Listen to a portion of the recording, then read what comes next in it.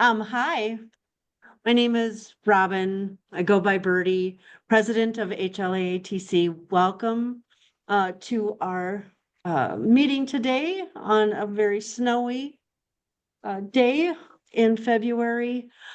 We have a couple of things going on today. Ronnie is going to come to us through Zoom. Kim is in the room. She's going to present to us from here for you. And so Ronnie is the National Walk for Hearing Manager. And they are coming to the Twin Cities on June 21st.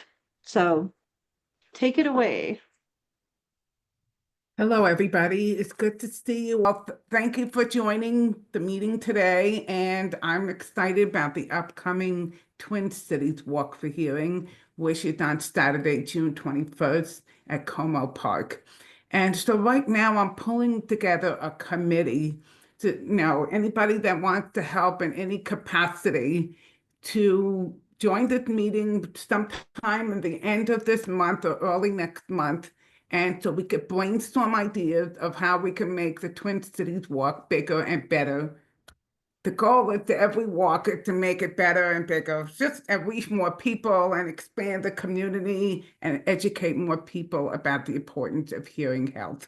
I'm not able to see who is here, but if you want to get more involved, please reach out to me at radler@hearingloss.org, and I will keep you posted on the meeting. What we are looking for right now is alliances, sponsors, and then we could talk about what we want for Walk Day and how we want to expand the community and outreach and things like that. Does anyone have any questions for me? I'll stand here. And any questions in the room about the Walk for Hearing? What's the weather gonna be like? Well, It's going- come the morning of, because it was raining cats and dogs. And the next day it was bright and sunny and it was a gorgeous day. So never know. Every 15 minutes, come on, we live in Minnesota. Every 15 minutes, our weather can change. Yes, Gail. How have they traditionally publicized it? Because I only heard of it by chance, but I wasn't listening to a lot of news. So Ronnie, the question is, how are we going to publicize it? Okay, good question. So first of all, we are going to go through an HLAA database of all the people in Minnesota and let them know about the walk. We will be doing a mailing of postcards through the HLAA membership of people in Minnesota. I basically probably within 60 to 70 miles from St. Paul. So the goal is to reach new people. The walk last year was a terrific event. The thing we had was there was a huge attendance by Starkey and Restound, but I would love to see more families and more teens at the walk. So I know Twin Cities had a team there and they were there to help and they had their table and so on, but we want to reach more people if we can. Thank you, Ronnie. And from our end, what we plan on doing is advertising through our website, through our Laura's blog. Then also we are trying to record a public service announcement. So one of the themes will be activities, and we are going to include Walk for Hearing. Oh, okay. Okay, great. Excellent. Okay, great. Yeah. Thank you. Perfect. Any other questions in the room? Wonderful. Well, thank you, Ronnie, for popping on. So much is going on, but I look forward to everything gearing up and getting going forward. So give us a little synopsis of who she is, just because, again, tech is not allowing me to see the wonderful words you wrote for us, but really happy that you're here. Thank you for spending your Saturday morning with us, and I will let you take it away. Okay. All right, perfect. Welcome, Kim, and thank you. Hello, everybody. I'm kind of used to walking around, so I'll stand here as much as I can. Can you all hear me? It's marginal. Can you get any closer to the mic? I can talk louder too. Is that better? Yeah. Do you think? To help. Okay. So, I'm Kim, and I know some of you in the room and some of you I don't know. I know there's about 100 people here today. So I appreciate you all coming in on this snowy day. I've been an audiologist for about 30 years, and I was just telling somebody in the room that I'm in the thick of it in my career and understand what's going on, what's available. And so I'm here for you guys. And you can ask me questions whenever you want to interrupt or ask if you find something that's interesting. Otherwise, I'll just kind of give you a little definition and I'll move on. I want to let you know my expectations for you guys for today is so that you understand that you can get whatever you want out of this, and that you understand that you don't have to settle for anything hearing, and that there's a bell curve for understanding what there is out there and having expectations for what you want to hear.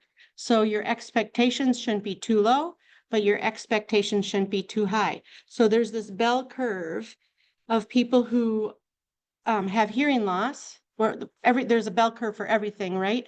And so let's talk about bell curve for hearing loss. And so some people expectations are too high and they'll never be happy.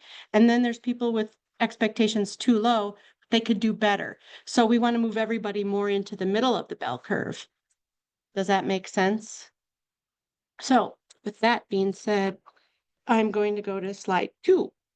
So I started an online hearing store maybe in 2021 over COVID to make hearing more accessible, thinking about COVID and people staying at home and not being able to reach product that they may need.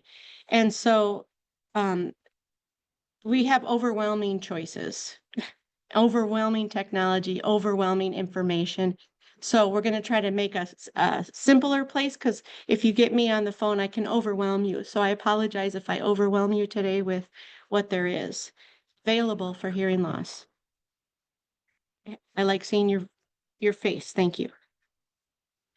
Okay, any questions on the store? So it's online. People like it. We're selling a lot of chargers. That's what people really like. Question, is there a one size fits all? And so when you go to Costco or some other stores, you basically get a one size fits all. And that is not acceptable in my thoughts, because everybody needs something different. Everybody has a different expectation, has different needs, has different sounds, has different perceptions, like anything. So I just kind of thought I'd throw up a slide here of showing who right now, who has the most, for hearing aids, the most market share. And so you can see Sonova, which is a Phonak or Unitron brand, then Demont, which is Oticon and Hearing Life type things. WSA is Signia, Widex, True Hearing, Horizons, Rexton, they're at Costco, and then G and Resound, which is like Jabra. So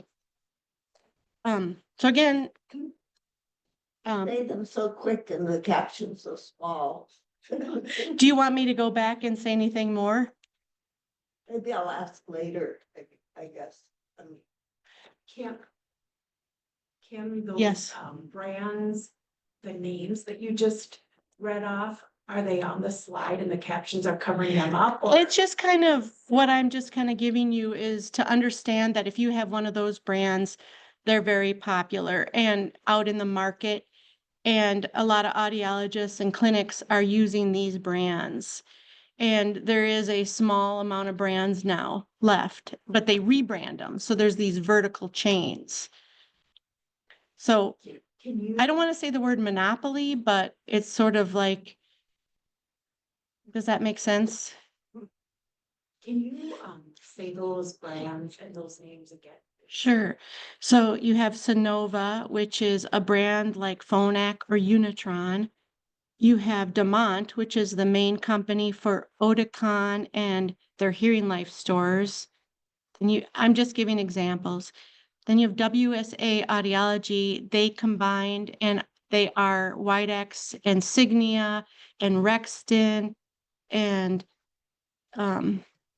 what other brands? Horizon, here.com. So vertical chains. And then GN Resound owns Jabra and Resound and more. I just am giving you an example.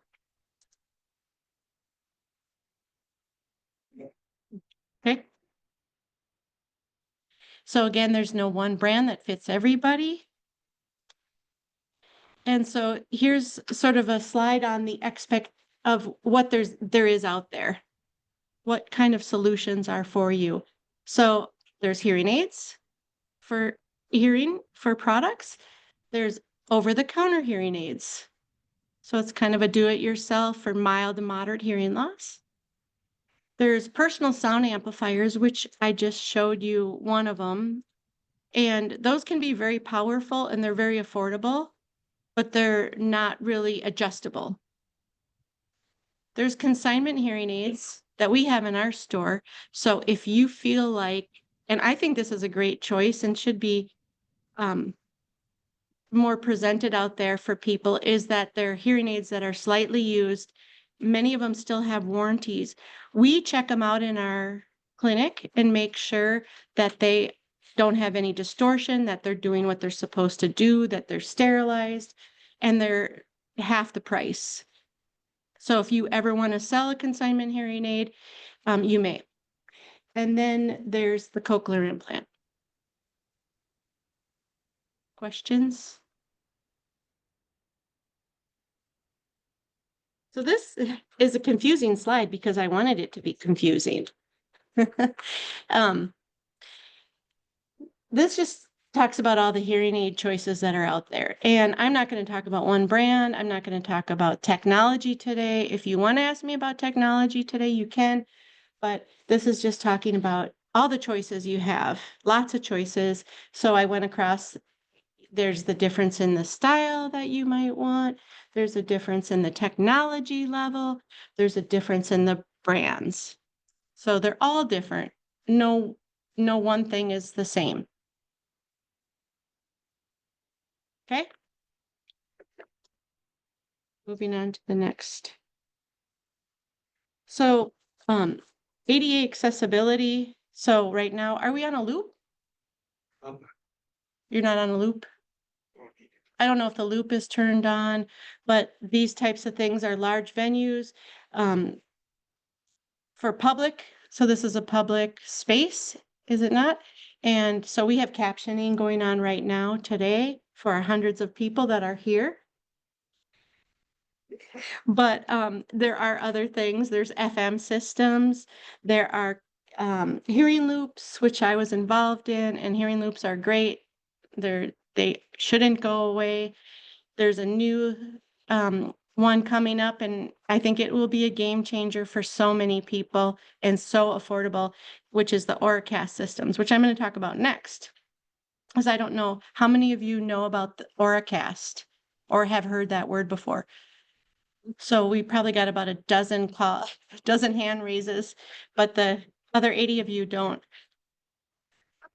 And then there's other assisted listening devices like IR. Anybody else know of any systems that they like, that they've used besides the ones I just mentioned? Yeah, Listen Everywhere, are you familiar with that? Listen Everywhere? Yeah. They're using it at the Guthrie, among other places. So they're using captioning or? It is FM to, it is Wi-Fi to a specific app that is lent to you for your phone during the performance, and then from the phone, it's sent Bluetooth into a hearing aid or into my cochlear implant. Yeah, so it's going through a Wi-Fi hotspot or something like that. Yeah. Okay. Yeah, that's And right. it's free. And it's to free. users. Exactly. And that's what's going to happen with Auracast.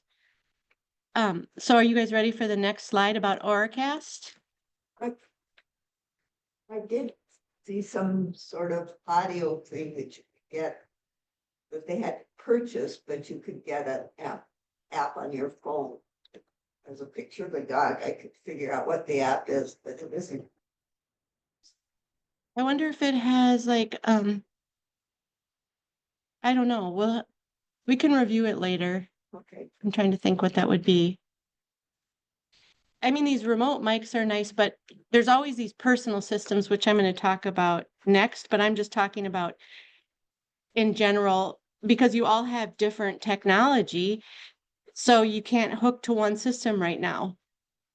So you have your own individual little pieces that you have, which we'll talk about in a second. So I'm going to go to this slide about Auracast. So I've been focusing on this. I think this is really neat. I think it's going to be a game changer.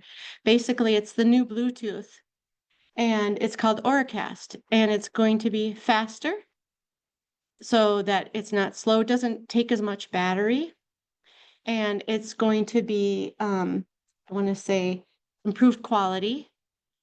It's going to be very affordable because it's going to be in these new systems that you have to pay attention to now. And most important is that it has sharing. So what that means right now is Bluetooth that we know right now on our phones is monogamous. You can only have one piece to the Bluetooth. That's it. But the new Bluetooth, so if we had a Bluetooth here, everybody could find it and connect to it. And it's really affordable. So these little pieces that you're getting that you see out there that are starting to come out. Are you talking about these things? That's not a Auracast, but that's a The old kind. yeah, that's your special individual piece that are very expensive, like thousands of dollars. Right? Did you spend I think it was about $1,000. $2,000? So pricing is gonna come down. And this is one thing that's going to make pricing come down and be affordable for people. The Auracast also will, depending on the piece that you get, depending on the venue, will present at different distances. So some of the littler pieces will be more like 40 meters, and some of them will be as big as 100 meters, which is like a football field. So that's huge. So imagine that a system like the Guthrie, and we're here in Minnesota, everybody, but the Guthrie will go have a system, and then all the way back into the audience, they can catch into it. When I talk about latency, the other thing is if you have Bluetooth and you're on Bluetooth and you're watching my lips, you might feel like I'm a little bit audio off. And when the latency is really large or big enough that you notice a difference, it feels like you're getting an echo. And when you're watching speech reading and you're watching lips, and that's why I put on lipstick today for a few hundred of people here, is that you can read my lips well, because that's a good way of hearing better. But if you have a latency and a Bluetooth delay, it can really mess your head up. And there's a lot of research about the power of lip reading, speech reading. Okay, any other questions about these little Auracast pieces? Doug? How does the person know if they're in an Auracast area? Will there be signs like? Yeah, so the question is, how do we know if we're in Auracast? I don't think there are any Auracast areas now, and I don't know, but I'm sure it will be labeled, and I'm sure the venue should put that out there. And then there is a ADAlocator.org that you can go to and see if where you're going, what it has. And that's the ALD locator. And I don't know if people are still updating that currently, but it was being updated for a long time. Oh, another thing that's really exciting about the Auracast, which I think the schools and the universities should embark in, instead of doing these high-priced FM systems for individual units, or sometimes there's these pieces that connect to other pieces, but they're all very expensive, is that the schools could get this and then make sure that people who want to hear better, even somebody who even in the schools for people who just have an earbud, don't even have a hearing loss, and they're sitting in the back of the room and they're wearing an earbud, can connect to the presenter So it's really going to be great for people who have ADHD or any other kind of, distraction or sitting too far back. Okay? Oh, and you had a question too. Go ahead. So, has Oracast taken in when you talk about the venue being able to expand out? Conversation in the hall, we talked about echo. Oh, yeah. I'm assuming that the technology is so advanced that even the echo is. It's going to be interesting because the pieces are just coming out right now. And so you guys are all ahead of the game now because, I'm keeping up with it. Like I said, I'm sort of in the thick of it. So I'm looking at the pieces that are coming from China or being developed in Australia and the price points. And so I'm sure that the top manufacturers are going to have their pieces, which are going to be more expensive, most likely. But this is going to be a universal piece. You don't have to stick with, if you have the brand blah, X, you don't have to get X. You could get Y, whatever, because it's universal piece. Where right now you're piece specific. So I don't know about what's going to be able to drift out or how it's going to go outside like a loop. You know how the loop has. That's kind of the question you were asking. Well, yes, because some areas like here, there's not much of an echo. Yeah. And is the Oracast technology like really able to equalize how noise reverberates? I think it's going to be just like a loop, similar. I don't know if it will be as clear as a loop, but if I'm talking into a microphone that's going right into so this is Oracast, or I have a microphone, it's going to go right into your devices. So then with your devices would be cool if you could just turn off the surrounding and then you would only hear that. So you wouldn't hear anybody sneezing or coughing. And hopefully they'll be able to do that even from earbuds that are going to be coming out. Do you know, is there external control? Like in my Bluetooth, I have an app on my phone. I have the choice of Yeah. going towards just Streaming. microphone or environment. So, I mean, there's a range of about 15 points. I bet the cheaper ones won't, but the more expensive ones probably will. But we'll have to pay attention, and that will be one of your choices, because if you feel like, oh, I want that ability, and the question was, can I have the ability to just hear out of the mic without hearing this, versus only hearing this, or how much of this streaming do you want? We don't know. But Because why were the different components be different. I'm confused about that. Because there may not be an app for you to adjust. It might just be, I'm searching for it. You go to a bar and you want to watch the Vikings game, and you can connect to that TV and hear the Vikings game in your hearing aids, but that you may have no control other than your own app to turn off your device. So maybe that's the question, is you could turn off your own device. So there's going to be a lot of those kind of questions that you're going to ask your provider, or you're going to have to think about when you're buying your new devices. So I'm wondering, where is Oracast in terms of how broadly it's used now, and can it be done with most hearing aids or just? No, it's not widely used right now. But I know that Resound is coming out with a new piece right now, and Starkey has a piece out right now. If I miss a brand, I apologize, because I have to try to remember. I think Phonak might have a piece right now that has, and some of them are just Oracast ready. When you see, if you're shopping now or you're looking for a product and you see Oracast ready, that's okay, because that's just going to be a firmware update. But if you get Oracast right now, then it doesn't need to be ready because it's ready to go now.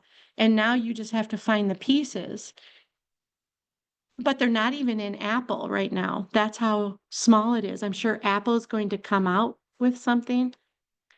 but Samsung has it. And so if you feel like Apple has a monopoly and you want to support a different mobile device, there's always Samsung that has Auracast right now in their new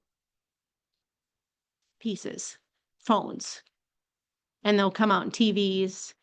So don't buy a new TV right now until you see if it has Auracast.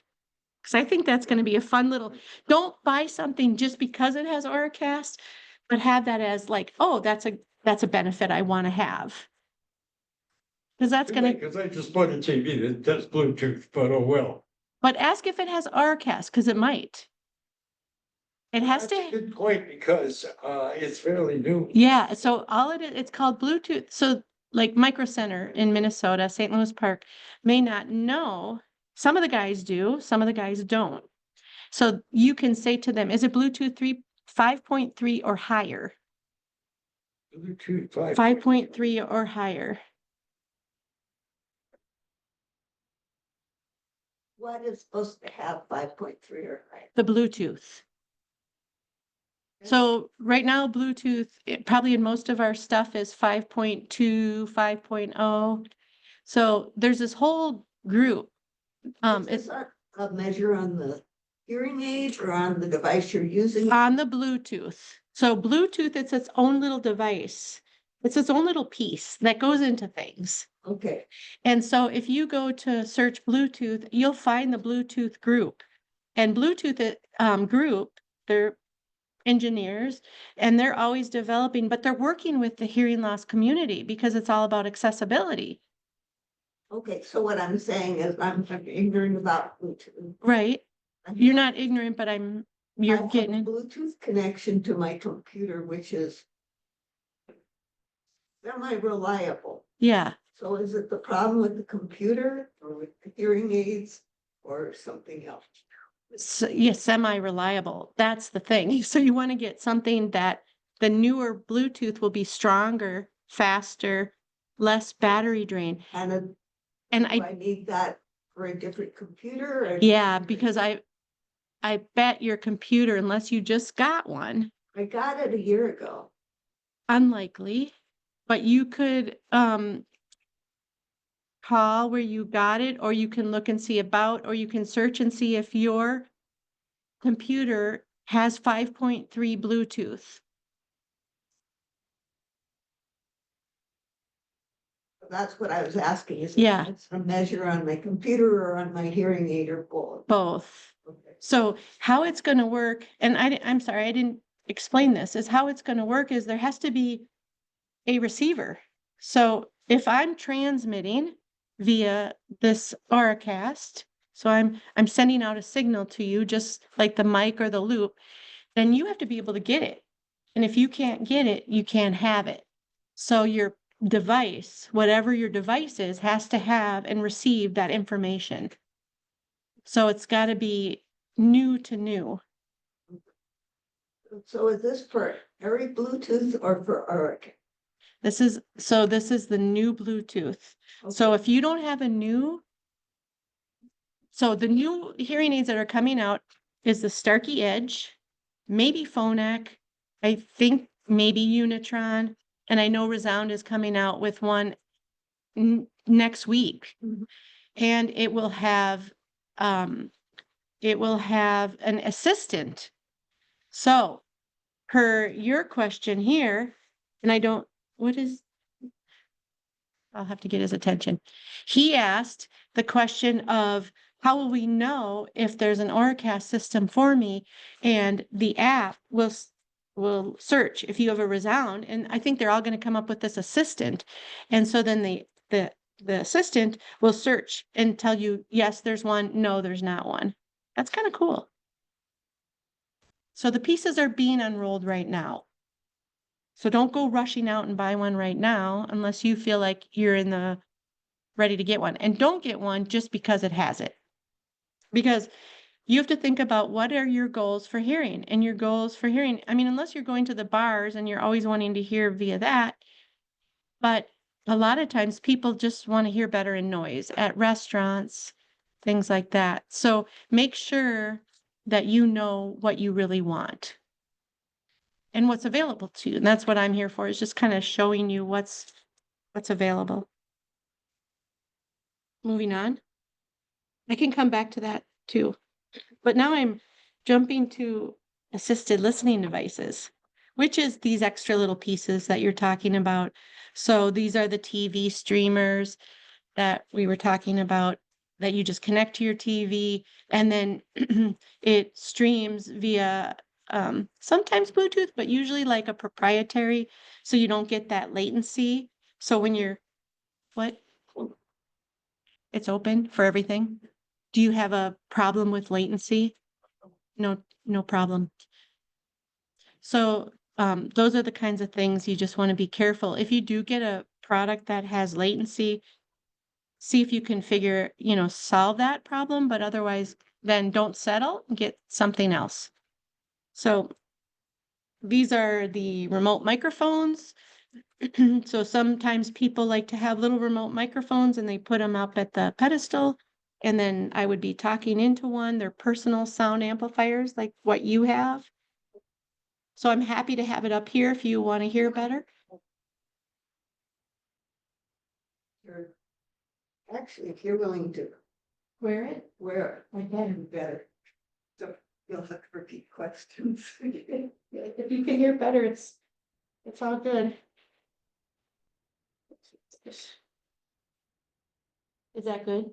Can you hear me? Yeah. Is that close? Good, okay. So I'm now wearing, I don't know if the whatchamacallit thing can see me, but I'm wearing a remote microphone.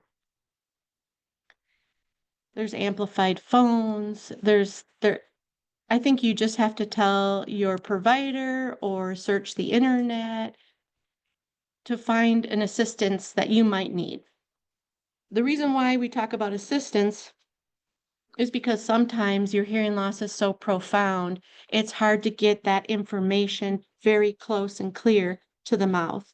And sometimes when you need assistance for hearing aids are getting everything in the environment, and they're not really getting distance as well. Okay. Any questions on assisted devices? So they say there's an app that goes with it, but my hearing aid provider won't teach me how to use the The app, app. nor will the customer support line. What the heck? So I just wondered what you. So the question is that one of our hundreds of people out here are asking about these devices and apps with them, and that the provider or customer service doesn't share. I don't fit a lot of phonak. I'm just revealing that, but I'm happy to sit with you and try to find the app. And so if you're not satisfied, I'm going to talk about that further down here with what the services you're getting, then don't settle. Let's hold everybody more accountable to the services that they're providing for you. Okay?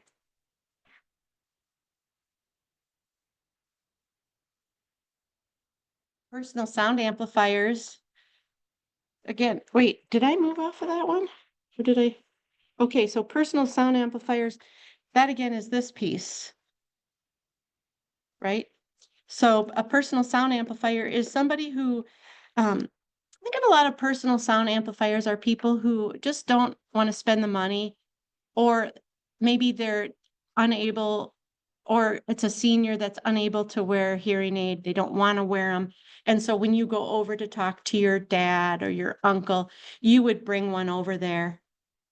And so I'm trying to empower people, even doctors and lawyers and psychologists, to have one in their pocket, because then they can say, if the person can't hear you and they didn't go get any devices, or they don't know that they have hearing loss, because sometimes it's just hard. You think everybody's mumbling.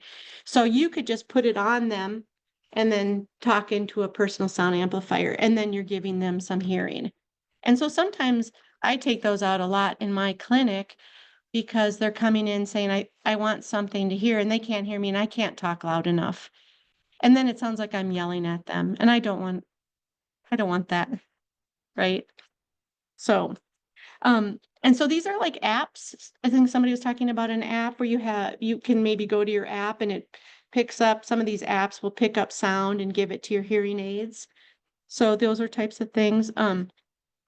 See, am I talking about OTC? I think I forgot my slide about OTC hearing aids. I could talk about OTC hearing aids here in this slide here. What do you guys know about OTC hearing aids, over the counter? Have people asked you about those, or do you know anything about them? I have a question about them, Okay, and that's because ever since this has hit the market, I wonder how many people are damaging their hearing, because they're not professionally trained to understand, or they haven't gone through the audiologist Yeah. sound booth to know exactly what they should be doing. And that might even apply to some assistive listening devices where you buy it and you've got it up too loud, and before you know it, you've done damage. damage. Yeah. What do you think about that? Yeah, so I have two opinions on that. Number one is, yeah, you can damage your hearing if you don't know what you're doing and you're listening to sounds too loud. I tell my kids that all the time. And so OTC is a possibility if you have a very mild hearing loss. But most of these OTCs have an app. And so if you have the technology ability and you're savvy, you can go through your app and take this little hearing test and then use it. So that prevents you from hurting yourself. And again, OTC is mild to moderate. So it's really not made for anybody who has straight moderate hearing loss, because you're going to want to get a little bit more. And it's what I think OTC is great for is for somebody who is coming into, what do hearing aids do for me? How will I use it? And I'm going to go get it. Now, that goes into the thing of self-diagnosis. What I see more than them hurting themselves is that they're buying these devices and it does no good. Let me add something. I just spoke to an audiologist 2 weeks ago who said, because I sort of had asked her this same question. She said, ironically, what happens is people, even if they don't get as far as buying the over-the-counter, they consider all of that. They start recognizing that they want something, and then they turn, or because they want it to be good, they turn around and get a professional hearing aid Yeah, test. And so in a way, it's moved the market into It- awareness. it's moving the market into an awareness that finally hearing loss matters. Yes, Because before, when I first came into this field 30 years ago, my mom, and she'll probably watch this. Hi, Mom. Anyways, she said to me, nobody likes hearing aids. Why are you going into hearing aids? Well, I went into cochlear implants first, but that's a long story. So anyway, and then she said, well, everybody goes to Costco. But now I think people are starting to figure out, well, Costco's a choice, but it's not the choice. And hearing loss does matter. And I don't like the scare tactics. I think if you are hearing well and you're not having any trouble, okay. But if you're having a little bit of trouble and you're working hard to get hearing, then do something for yourself. Be your own advocate and do some research. And so online, this is totally different in the clinic. And I'm presenting as an online, what's accessible, not clinic, is that people are really interested in OTC hearing aids, but there's a lot of scare out there from the monopoly type, the stakeholders who don't want people to get OTC hearing aids because they want to keep the sales here, right? So we're starting to learn that our world is a capitalist society. I didn't know that, but no, I'm just kidding. So, it's kind of like what you need, what you can afford, and make sure though that you do go get a hearing test before you buy an OTC hearing aid to make sure that you are a candidate, unless you know for sure that you don't have hearing loss and you just want a little help in a lecture. So again, we're talking about your expectations, but I hear online people will get an OTC and then that one didn't work for me. I want to try this one. And then I say, well, they get me on the phone. Well, Why didn't it work? Well, my wife isn't talking loud enough. She's still mumbling and I have it all the way up. I said, I have a feeling that your hearing loss is worse than an OTC. And so then they might show me that hearing loss. And I said, yeah, no. So that's where the consignment comes in very handy, because people don't want to spend $6,000 or $4,000 for a pair of hearing aids that they hear go in a drawer. So that's where consignment is a very happy solution, because you're spending $500 for a pair to kind of get an idea of what the heck a hearing aid can do for you. Questions more on OTC? No, because none of you guys probably want one. But it's an interesting thing, and so you can tell your friends, make sure that they do, their research, and there is a 45-day return, and make sure that you do have a hearing loss that fits within that, and that you're tech savvy. Okay, that's all I'll say on that. This is a good one, and I don't think enough people are doing this. This is my specialty. I love doing oral rehab. I started my career in doing oral rehab with kids who are deaf or very hard of hearing in the schools.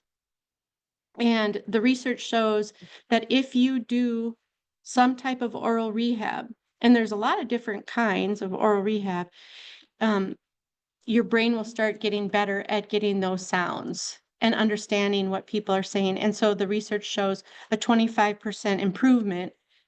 Is that in my slide? Is it? Improvement if you do a little oral rehab. And so those of you with profound hearing losses probably have been told by your audiologist to do a little oral rehab. You haven't? Yeah, well, so we're missing a huge population, and two companies just merged together. And it's the new company called LACE. And I tell people about it in my clinic all the time. It's about $350 to, maybe if you go into your clinic, maybe $600. It depends on how competitive. And I don't even know really why audiologists have to be involved, because it's a AI-based oral rehab, and this entrepreneur bought it and they merged with another type of oral rehab. And so what happens is you have a person talking to you and you can watch them. And then as you get more right, it becomes harder to hear, and they present noise and present different voices speaking. And it's really good for you. Sometimes when people don't want to get oral rehab and they don't want to spend money on a device like that, one thing I recommend is that you can get a TV streamer, so it's going right into your hearing aids, or Auracast, but put on your captioning. Now that might go too fast, because I might be talking too fast, or the TV show might be talking too fast, but your vision with your hearing is giving your brain information that is very real. So, I'm sorry, could you repeat that? I got a phone call in the middle. okay. So somebody in our audience of thousands of people have missed the message because she got a phone call in her ear, which is distracting and hard to do. But what I want to say is that there's many different ways of getting oral rehab. And so just using captioning with audio can really help your brain get that information and start making sense of it better. So like anything, the more you practice, the better you get. So that's like even lifting weights. I use lifting weights as an example. So I'm trying to get stronger as I get older. And a bunch of us were talking in the hallway that we're Gen Xers. So don't forget about us Gen Xers, which means we're in the age of 40 to 60-ish. And we are starting to get older, and we realize that we have to start, something's happening. And so we're starting to exercise or stretch. And that's a part of what I'm talking about, is as things change, empower yourself to live life to your fullest and your best ability. Again, that's the whole thing about settling. You don't want to settle. So this slide just kind of shows how you can do better, and the more profound your hearing loss is, the better you're going to do with oral rehab type technology. Okay. Taking care of your hearing aids, your hearing devices, super important. I see this all the time in the clinic. People come in and they're like, my hearing aids aren't working anymore. My hearing loss changed. They haven't been in for 2 years. And so the hearing receiver, or there's earwax, there's something that has slowed it down. This is the same with hearing loss. As time goes, you don't realize what you're missing again. So slowly you might be getting weaker in your hearing. So it's always good to take care of your hearing aids. Moisture's not good, dehumidifiers, wax traps, ear molds. So there's a whole bunch of accessories that will help you keep up at the top. Okay? And you don't have to go in to an audiologist and spend lots of money. You can buy these online, or you can go, when you go into your clinic, get a bunch of things to take care of your devices. One thing I really like, and that a lot of people like in our clinic, is this ear dryer. I know, this is a pretty cool thing I found, and this one is rechargeable. It even has a red light. I have no idea if the red lights are really do what they do. When you do research on a red light, people try to sell them to you for your skin. So as we are getting older, we're worried about our wrinkles and so on. So this one has red light for your ear. It's very quiet. It dries your ear. So if you take a shower and your ears get wet, and then you put your receiver in and you're like, okay, well, my ear will dry eventually, your receiver is getting weaker. So it's good to dry your ear. And so we had one of my patients, Mark, I can say his name because there's a million Marks, and he was always coming in with a bad receiver. So under warranty, it's all free, right? But out of warranty, you're looking at $120.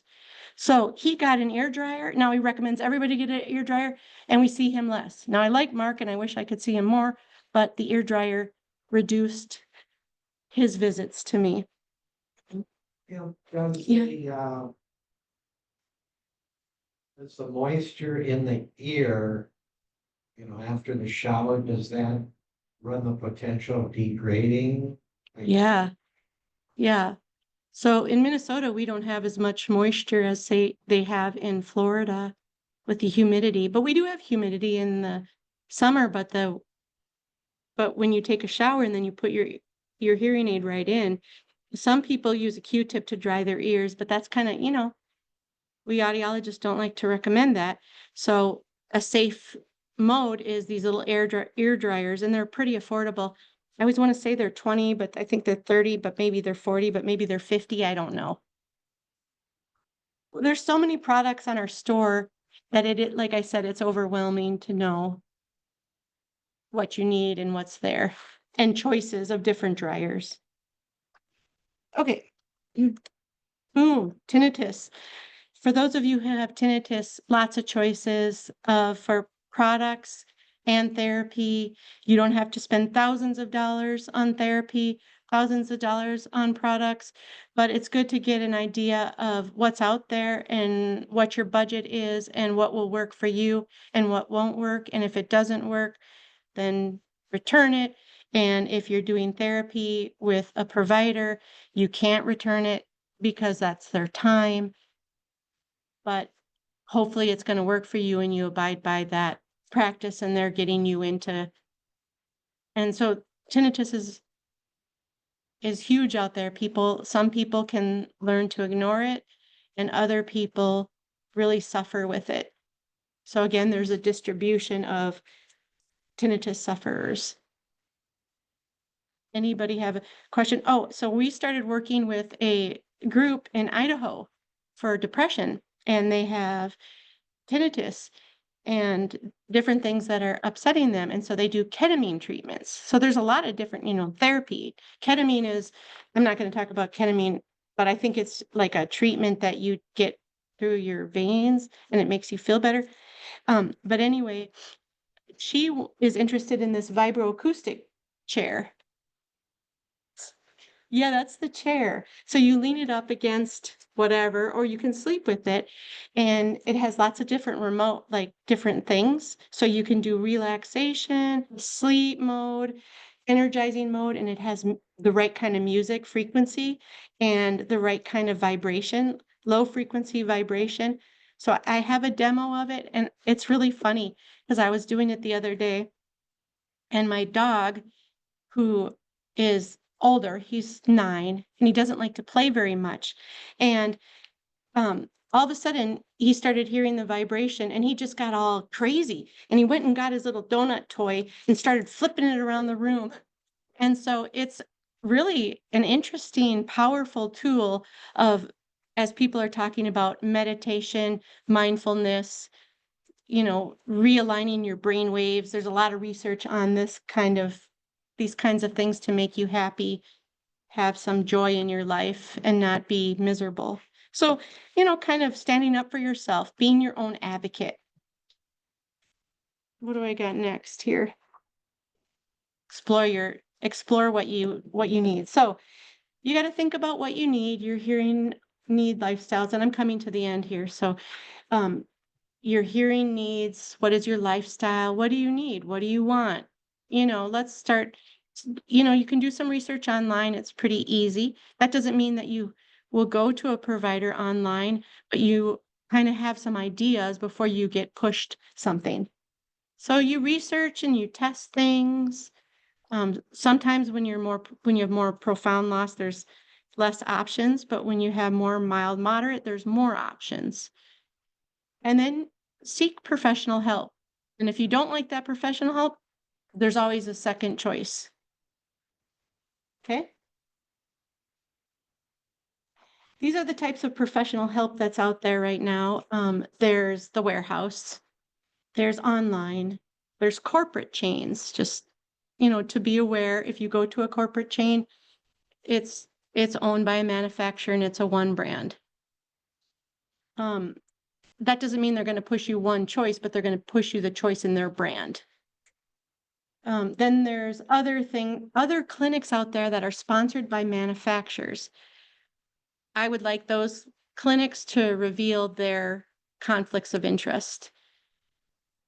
Because you don't know if you're walking into a place that is owned by or has a loan from a manufacturer, and they have to mostly do that brand.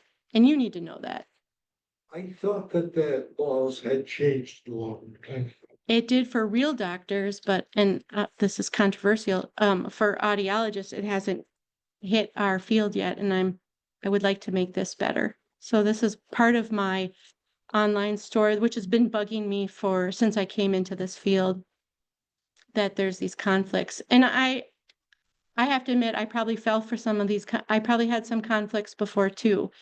And so now I'm just, as we're learning more about conflicts in today's world and capitalism going amok, we have to do better. Did you know Wendy Davis? Yeah, I did. Can you tell me what?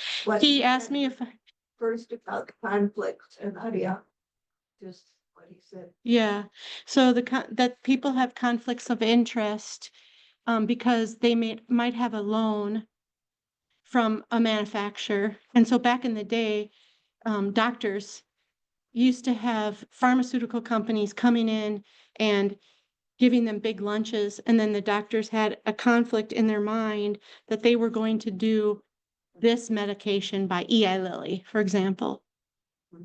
So they've stopped those conflicts. But you said what? But audiologists don't have that. Nobody is breaking down. There is no ethical strength in these types of conflicts of interest. And so you do not know if you walk into a sponsored with manufacturer, unless they have told you we are sponsored, or this is sponsored, or this is an ad, do you know that the reason why they're recommending this brand is not because of you, but because they have a loan in the background of their head, or they think it's the best product. But again, there's no one size fits all. And so they have to reveal that when you walk in the door. Like if you walk into an Apple store, you know you're going to get an Apple product and not a Samsung product. Imagine that even your lawyer had conflicts of interest, or your president had conflicts of interest. Yes. It's a problem in this world, and we have to solve that, because it's about you, not about business. Now, are you saying that a clinic also might have those conflicts? Yes, absolutely. Although just to clarify this, because medical clinics, my understanding is that this I learned from Wendy Yeah, quite some time ago. Good. Medical clinics are under more scrutiny. The audiologist or the audiology department in a medical clinic is under more scrutiny to not narrow probably, brands. Is that probably. what your understanding is? Probably. So the question is, are medical clinics more transparent By law. by law?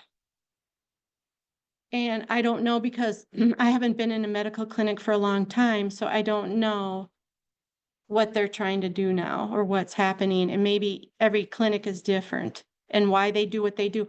Like, think about some of these warehouses. Why do they suggest this brand versus their other three choices that they have? I don't know, because I've never worked at a warehouse to tell you that. I mentioned Wendy Davis because she's passed away, as you probably know. Yeah. Uh, And she was your provider. For being transparent about what we're buying and what we're getting. Yeah, she was one of my best friends, peers in Exactly. the audiology peer. She and I would sit in the back and be like, I don't know, I'm not gonna, but Nice lady. very missed. Yeah. Question. So Costco, I mean, I think the VA Veterans Administration probably sells more hearing aids, and Costco's right next to them. But what is the difference if I walk in Costco versus over the counter? Costco. Getting more from Costco than I am over the counter? Yes. That, so the question is, am I getting more from a Costco than from are we gonna take a break? Just get about 10 more minutes. 10 more minutes? Okay, I'm at the end. If you walk into Costco and you get fit by Costco, one size fits all type thing, you'll probably get more than, you will get more than an OTC.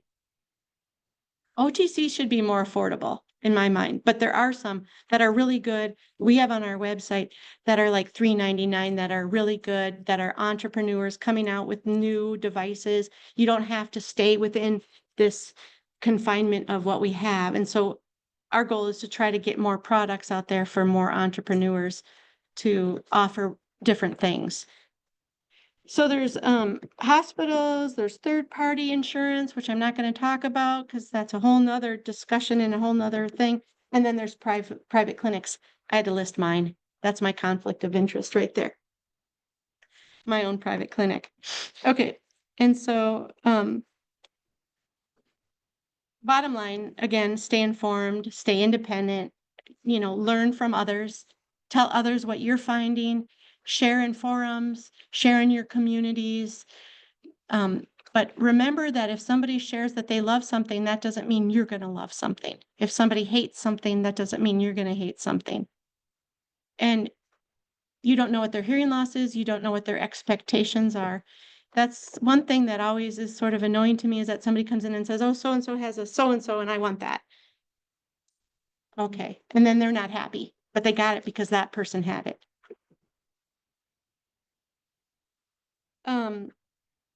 resources. So just again, empower yourself, avoid advertisements, be aware of advertisements. Hopefully you get advertisements. Avoid single source information and then get other opinions. And then finally, just again, be your own advocate. And that's all I have to say on this, on this topic.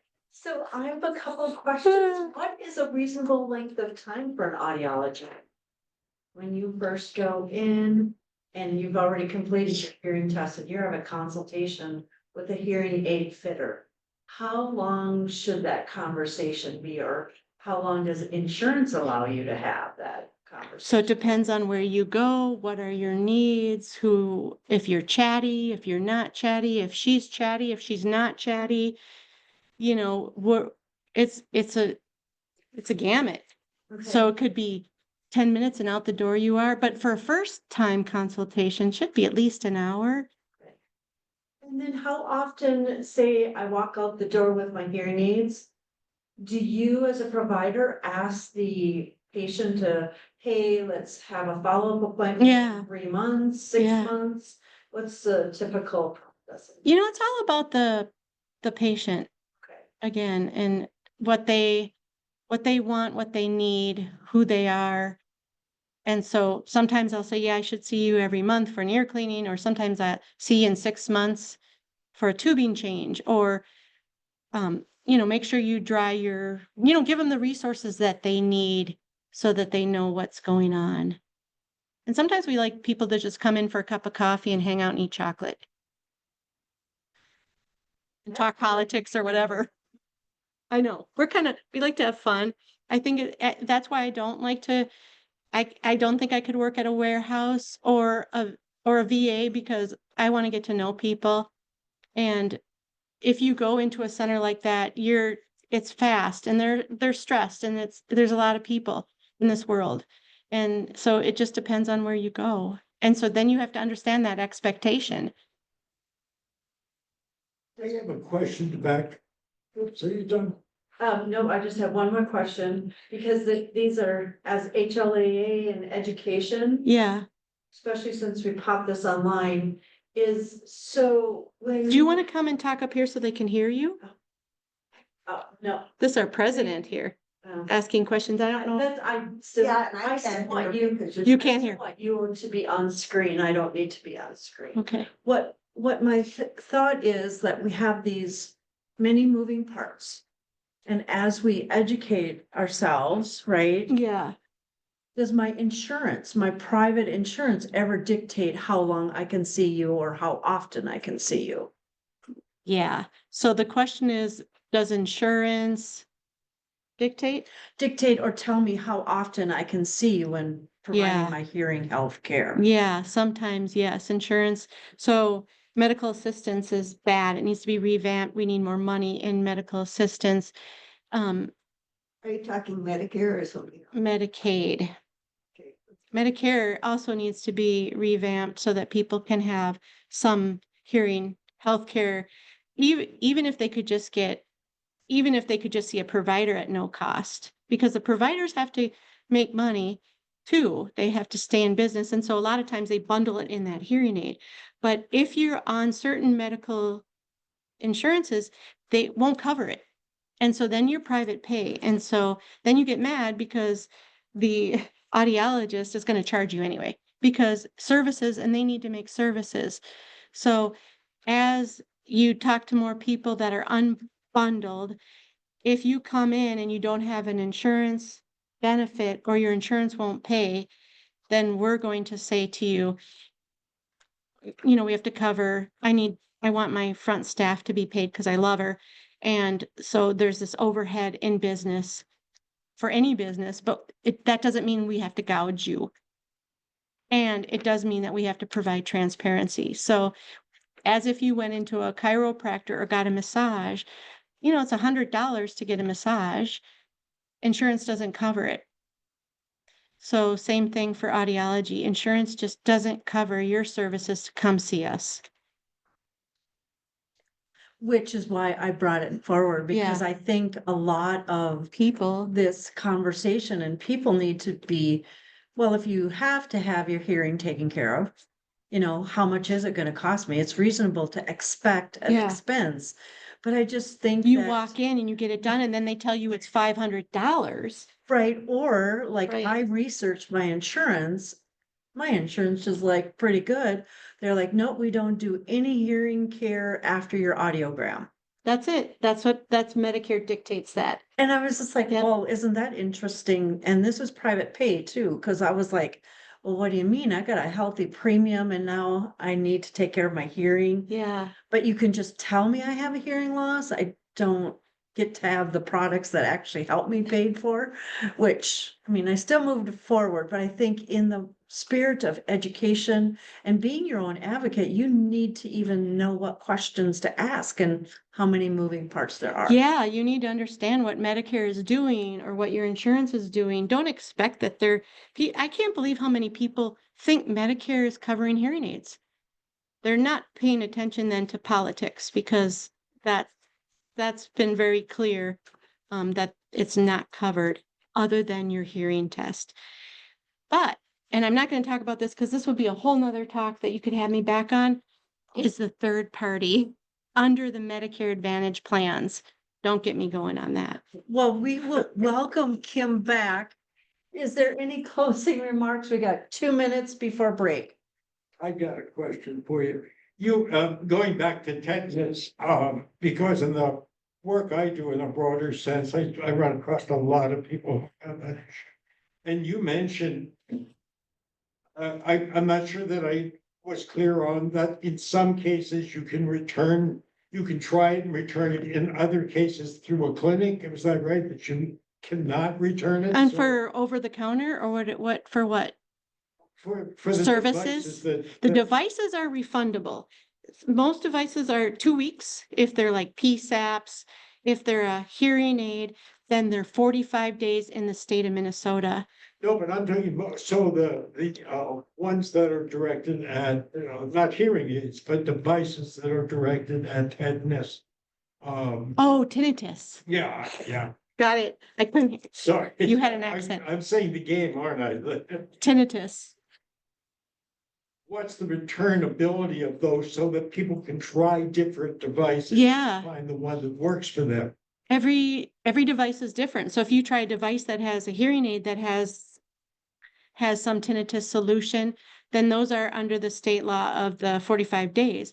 But if you're trying something that's a PSAP or a little sound generator, or you're trying the chair, I think those are more like 2 weeks to try them. Weeks though. Yeah, that's Okay, it. But it is returnable. Yeah, Okay. absolutely. Unless some things might not be, but that's like a receiver that goes in your ear and you start to wear it and then you don't like it, you can't really return that. No. I can see why.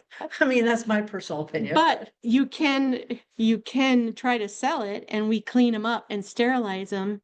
So that's another story of consignment. And I think consignment is really a great thing that can overcome the OTC, because now you're getting a real hearing aid for a really low price, and then your audiologist or your provider can adjust that for you. If they tell you that it's stolen, then you can say, check the serial numbers and make sure it's not stolen. I'm going to tell you that they're usually not stolen and not from our clinic because we check them. But that's the word on the street, is they won't fit them because they're stolen. And we make sure they don't come from another country. Transparency. Perfect.